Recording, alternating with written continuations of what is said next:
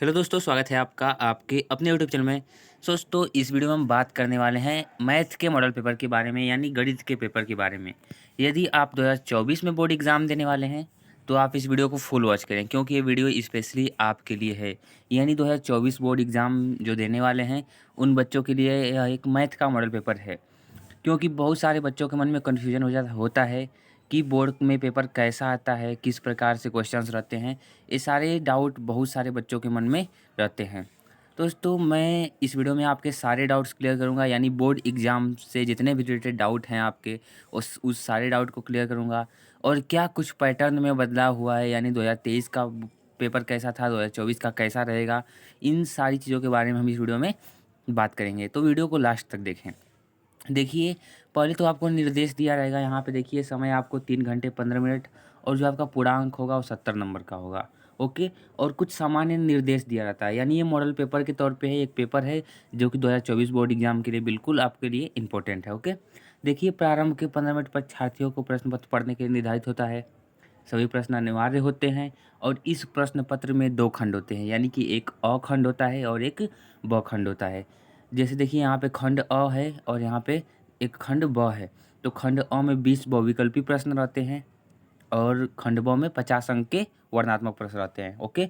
कुल यानी कि खंड ब में कुल 5 प्रश्न रहते हैं। ओके। तो इस प्रकार से आपका कुछ निर्देश है कि पेपर में ऐसे प्रश्न आएँगे, इस प्रकार के आएँगे। और 2023 में भी ओएमआर था, और 2024 बोर्ड एग्ज़ाम में भी आपका ओएमआर सीट होगा। ओके? तो आप इस कन्फ्यूज़न से दूर रहें कि ओएमआर सीट आपकी हट जाएगी। ओएमआर सीट आपका रहेगा, यानी कि दो ओएमआर सीट से आप लोग प्रैक्टिस करा कीजिए। ओके। अब चलिए क्वेश्चन को देखते हैं, क्वेश्चन को हल भी करते हैं। कुछ क्वेश्चंस आपके लिए छोड़ते हैं, कुछ क्वेश्चंस ऐसे होंगे जो आगे के होंगे, यानी आप अभी बहुत कम पढ़े होंगे और आगे के होंगे, आगे के चैप्टर्स के। तो उसके लिए टेंशन ना लें, बस इस मॉडल पेपर को देखें और एन्जॉय करें, और जाके फिर इसको हल करने की कोशिश करें। और इसे साल में, मतलब कि जब लास्ट टाइम आएगा, तो फिर इसे एक बार देख सकते हैं आप, आपकी अपनी तैयारी बेहतर करने के लिए। और बहुत दिनों से वीडियोज़ नहीं आ रही थी, मतलब कि मेरे मुँह में छाले पड़ गए थे, जिसकी वजह से वीडियोज़ नहीं आ रही थी, बट अब रेगुलर वीडियोज़ आएँगी। ओके। तो देखिए, यहाँ पे खंड अ है, वो स्टार्ट होता है आपका। तो जो खंड अ है वो बहुविकल्पी प्रश्नों से स्टार्ट होता है, यानी कि बहुविकल्पी प्रश्न जिसको आप ओएमआर पे भर सकते हैं। तो देखिए, पहला प्रश्न दिया है कि 731/625 के दशमलव प्रसार में अंकों की संख्या होगी। यानी कि आपको इसमें करना क्या है, यानी कि 731 और बटा 625, यानी कि आपको भाग देकर देखना है कि जो दशमलव के बाद ये कितने अंक तक ये जाता है, यानी दशमलव इसका प्रसार कितना है। क्या दशमलव के बाद ये 2 अंक तक जाता है, 3 अंक जाता है, 4 अंक, 1 अंक। तो इसको आपको हल करना पड़ेगा। ज़ाहिर-सी बात है कि इस क्वेश्चन को आपको पहले भाग देना पड़ेगा, भाग देने के बाद आपको पता चल जाएगा। तो इसको भाग देकर आप आंसर इसका कमेंट करेंगे पहले वाले का। ओके। चलिए, अब देखिए दूसरा है कि बिंदुओं x, y और -x, -y के बीच की दूरी होगी। तो देखिए, ये निर्देशांक ज्यामिति का क्वेश्चन है, जो कि आपको 7वें चैप्टर में देखने को मिलेगा, निर्देशांक ज्यामिति। इसमें दूरी सूत्र होता है d बराबर, और उसके बाद से x2 - x1 का whole square plus y2 - y1 का होल स्क्वायर। ये सब अंडर रूट में रहता है, यानी कि मैं सूत्र लिख देता हूँ एक बार, और जब आप 7वां चैप्टर पढ़ेंगे तो आपको बिल्कुल क्लियर हो जाएगा। यानी कि d बराबर करड़ी में x2 - x1, x1 है यहाँ पे, देखिए x1 कर लेंगे, x1 का होल वर्ग प्लस y2 - y1 का होल वर्ग। ओके। इसी तरह से जैसे यहाँ पे x2 - x1 का होल वर्ग है, उसी तरह y2 - y1 का होल वर्ग रहेगा। और ये सूत्र है निर्देशांक ज्यामिति का। अभी आपको क्लियर नहीं हो रहा होगा, लेकिन जब आप आगे पढ़ेंगे तो आपको क्लियर हो जाएगा। ओके। अब देखिए, तीसरा दिया है कि दी गई संख्याओं में अभाज्य संख्या होगी। एक कमेंट करके आप बताएंगे कि अभाज्य संख्या कौन सी है इसमें से। भाज्य और अभाज्य संख्या क्या होती है, उसके बारे में बताएँगे। आप इसमें से दी गई संख्याओं में अभाज्य संख्या कौन है, ये तो कोई भी बता देगा अभाज्य संख्या कौन सी है इसमें। ओके। एक बार आप बताएँगे कि अभाज्य संख्या कौन सी है, हालाँकि ट्रिक भी लगा हुआ है थोड़ा-सा। बट चलिए देखते हैं चौथा क्वेश्चन कि किसी धनात्मक पूर्णांक q के लिए प्रत्येक धनात्मक पूर्णांक का रूप होगा, तो 2q के रूप का होता है। ओके, 2q के रूप का। देखिए, इसमें टिक लगे हुए हैं, शायद ये हल प्रश्न पत्र है, लेकिन फिर भी आपको क्वेश्चन का लेवल देखते चलना है। देखिए, ये क्वेश्चन आपके त्रिकोणमिति से हैं, ये त्रिकोणमिति से क्वेश्चन आए हुए हैं आपके, ऑब्जेक्टिव क्वेश्चंस हैं। और यदि समीकरण एक्स स्क्वायर माइनस 4x बराबर k, तो k का मान होगा, इसमें आपको k का मान रखना है। और देखिए एक मूल मूल मतलब क्या है, 6 है, तो अगर जो यहाँ पे एक मूल 6 है तो k का मान बताना है, यानी कि 4 यहाँ पे x है, यहाँ पे 6 रखेंगे आप और समीकरण को हल करेंगे तो k का मान निकल जाएगा।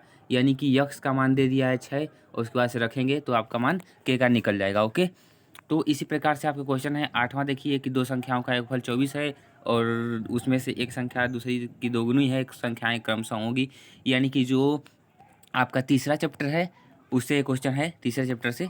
ओके, तो आई होप जब आप पढ़ेंगे तो आपको क्लियर होगा। अभी बताने से मेरे कोई फ़ायदा नहीं होगा, क्योंकि अभी कुछ बच्चे पढ़े होंगे, कुछ बच्चे नहीं पढ़े होंगे, तो कन्फ्यूजन आपको न रहे। बस आप क्वेश्चन का लेवल देखिए, मैं बता दूंगा किस चैप्टर से है और आप अंदाज़ा लगा सकते हैं कि हाँ इस चैप्टर से क्वेश्चंस उठते हैं। ओके, ये देखिए त्रिभुज से है कि दो समरूप त्रिभुजों के क्षेत्रफल का अनुपात 81:121 है, तो उनके भुजाओं का अनुपात होगा। ओके, देखिए 10वां है कि ए भुजा वाले समबाहु त्रिभुज के शीर्ष के आधार पर लंब डाला गया है, लंब की माप होगी। तो इसको आपको बताना है कि इसमें लंब की माप क्या होगी। तो ओके, तो ये जितने कोई ऑप्शन दिए गए हैं, जब तक आप पढ़ेंगे नहीं तब तक इसके आंसर्स आपको पता होगा नहीं। इसीलिए साल भर आप लोग मॉडल पेपर को देखते हुए अपने पढ़ाई को आगे कीजिए, क्योंकि अगर जो आप मॉडल पेपर देखेंगे तो आपको आपका स्कोप बनेगा कि हाँ मुझे इतने ही में सीमित है, इतने ही में ही पढ़ना है, क्योंकि आप बोर्ड एग्जाम की तैयारी कर रहे हैं।